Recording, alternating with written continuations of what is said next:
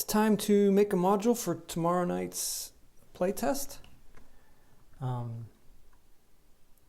kind of torn on this because on the one hand I'm kind of excited. There's some features I'm looking forward to using, but on the other hand I have no idea what I'm doing going into this. Being that I don't know what I'm doing, I'm going to call it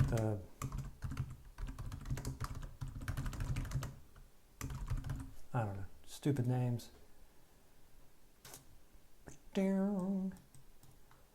And when you don't know what to do, you do what you do. So I will just start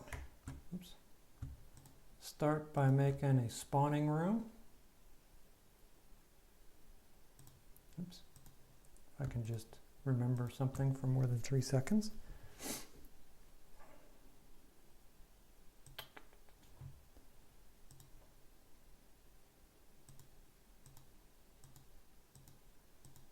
I don't know. Just put spawn points all over the doggone place. In case I ever get real players. Anyway, and I think what I'll try to do here, I was kind of thinking about making. I usually make a game that has like different branches and stuff. Give the players choices. Think about just kind of making this linear. I don't know why. I'm just.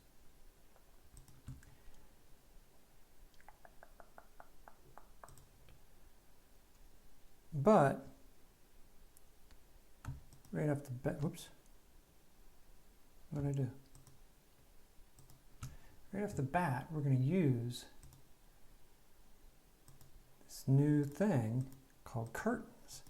Curtains are neat because you can't see through them. So they won't be able to see this room until they cross the curtains. You know, which isn't the coolest thing that ever happened in the world, but I think it's cool. So let's make a long hall with lots of doors.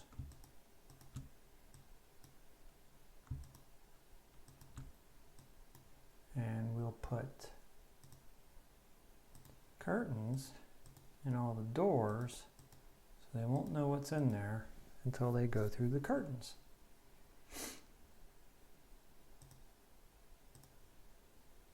Again, not, you know, the most amazing thing in the history of everything that's ever been made, but I think it's going to be a nice, you know, addition. Oh, I can't draw. I think, really? I think it's going to be a nice addition to the game. So I'm just going to make rooms, I guess, on either side here of the hallway.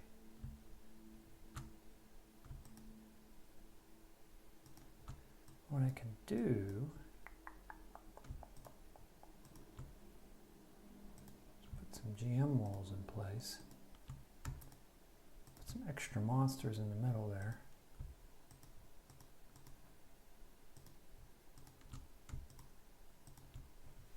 So I can kind of move people between rooms or whatever. I'm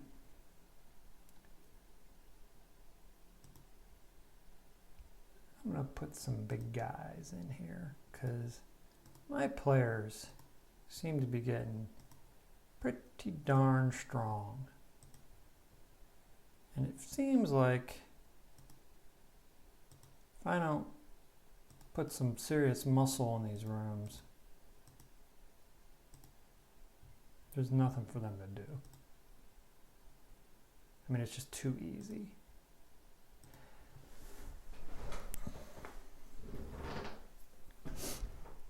See, now I don't know if I overdid it.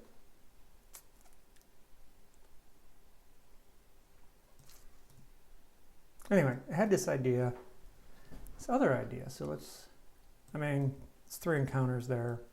I should put some furniture just to spice it up a little bit. Put a gong in here because you never have too many gongs. Let's make a gong for each room. Well, you know what? Oops, deleted the wrong thing.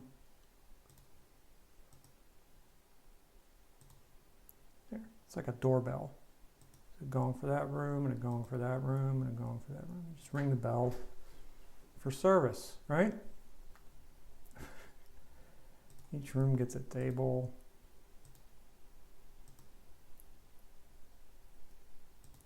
Some chairs.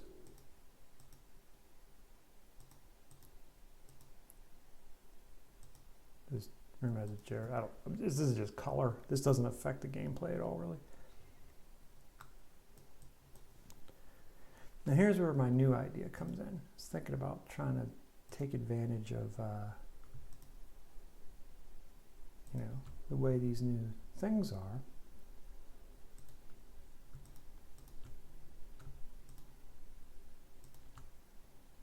And what we'll do, oops, not what I wanted, furniture. First you don't see. Then, just drape curtains randomly around this room. The monsters can hide in places the players can't see it.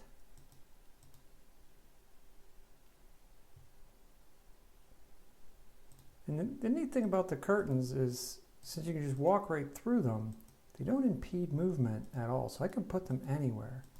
What it's going to do, I mean, I'm hoping it does, is it kind of increases the interest in the room by making it hard for them to know what's going on. Just kind of ramps up the tension and allows me to move monsters in and out.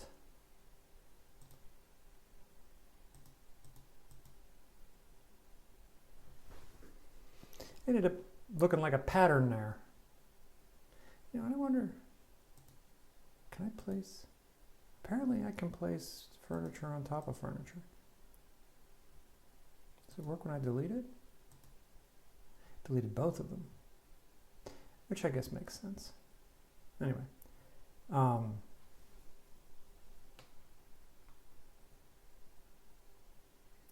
need some monsters.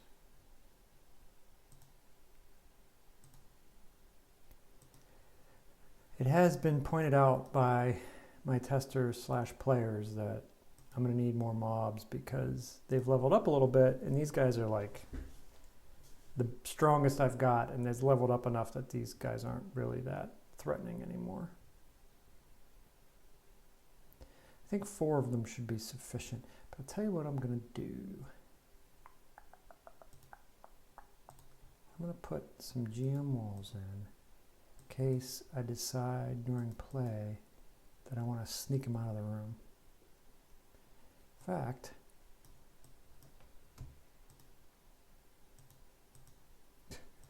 I mean, it just occurred to me, why not? You know, I mean, the whole doggone map could be GM walls and the players wouldn't know, and I'd be able to move things wherever I wanted, whenever I wanted. Kind of makes you wonder why I make any normal walls at all ever. Which is an interesting, yeah, I don't know, like now I'm thinking about this. Why ever make real walls? I mean, I had this discussion with Nick the other day when we were talking about GMs, like the scenario he brought up, which I thought was a really good example, is like, you know, the GM's like, you come into a room and there's 3 doors. Which one do you want to open first? And somebody said, you know, it doesn't matter because you open door A, the first thing, you know, like if the GM has, you're going to, this monster, then this monster A, monster B, monster C. Well, if you open door 1, it's going to be monster A. If you open door 2, it's going to be monster A. Like the GM doesn't care which one you open. And there's some interesting stuff to that because you can do it that way, but you don't have to. I'm like, yeah, I have no idea if it's a good idea. This is kind of a new way of thinking about things, but I'm going to make secret passages from everywhere to everywhere. But I don't like it. I don't like playing with a GM that has. Generally, the reason you would do that as a GM is if you have a set story, you make the players feel like they have agency, but they really don't. You make them feel like they can make decisions and those decisions matter. But in reality, those decisions don't matter at all. So I think what I'll do here, I mean, this is the thing, it's getting really easy to do this quickly. I got 1, 2, 3, 4 combat scenarios already. I got to give him a treasure. I mean, if you don't give him a treasure. But anyway, the point is, like, I don't like it when people play the game that way. Now, I think a good GM can play that way, and the players would never know it. But I think I've played games where it became obvious that that was being done. Floor. And, you know, I didn't like it. And I think, you know, with a good GM, you can do that. You can make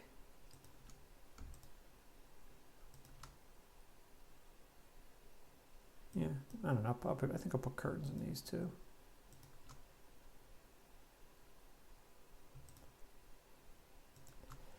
You can railroad the characters so they don't have any choice in the matter. They don't, you know, actually have any choice in the matter. And they won't know it. They'll think you can trick them into thinking that, you know, they've been doing this too. I'm going to make this, oops, it's the wrong way.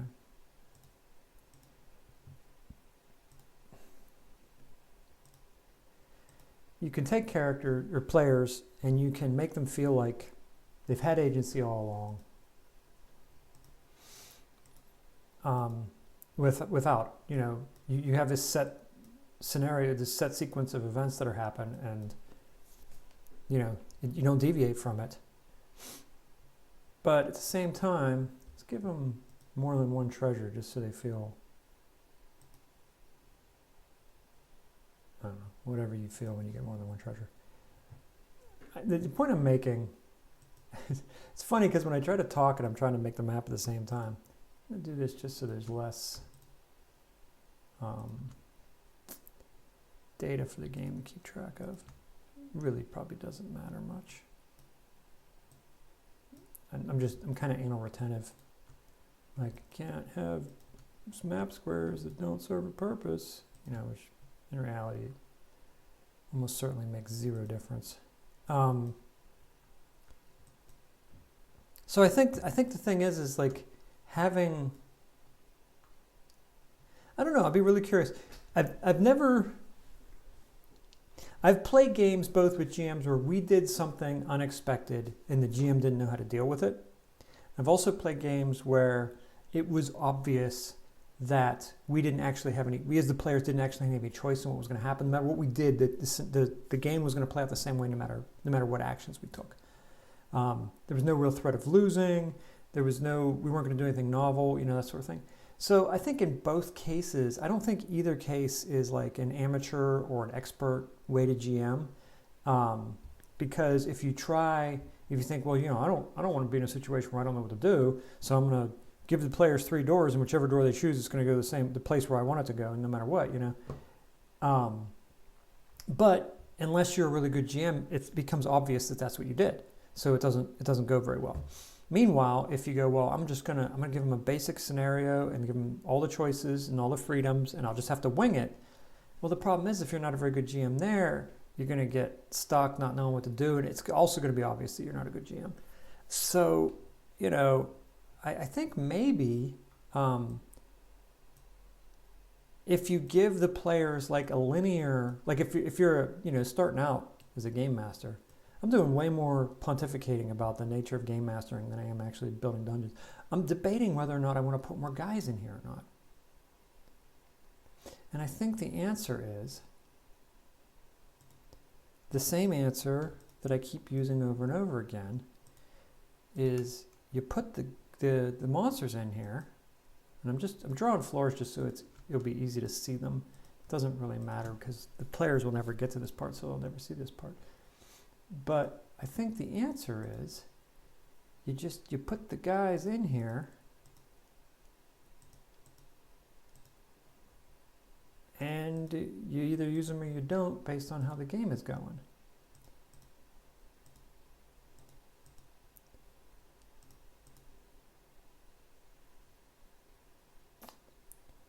and a bunch of imps, because imps are little and expendable. You can just throw them at the players.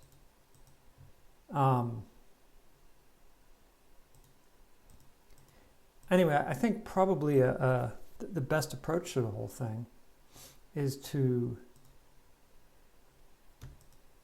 you know, if you're a relatively new GM and you're still learning, or you just haven't gotten real good at it yet, or you don't do it well, you know, whatever. If you're having trouble where you feel like you're not doing a good job, make something that's just linear, but express it that way to the player. Say, look, you have this passageway and you have to get to the other end. And it's just a straight shot through. You know, I mean, that's like the simplest example I come up with.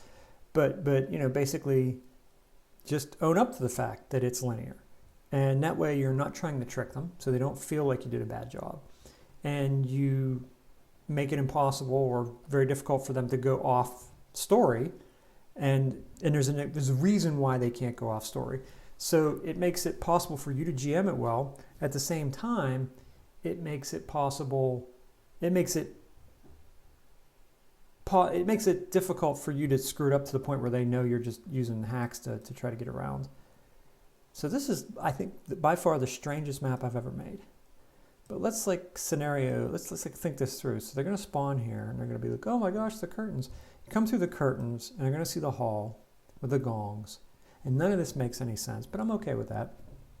And if they go through the rooms one at a time, I have the option, if they're doing, this gives me as the GM the option, if they come in here and they're just kicking ass, I can bring some additional monsters into the other rooms. This one's a little harder because I got to bring them from away. Oh, wait, you know what? It doesn't have to be harder. Again, I don't have to actually draw a floor, but it does, in my head, make it simpler. NPCs. Let's just do some orcs, some goblins. I don't know, an imp or two just to be annoying. I mean, at this point, throwing imps at these players is just silly. I mean, they kill them with like one swipe almost. I mean, they legitimately can one-shot kill them with some of the weapons they have. Anyway.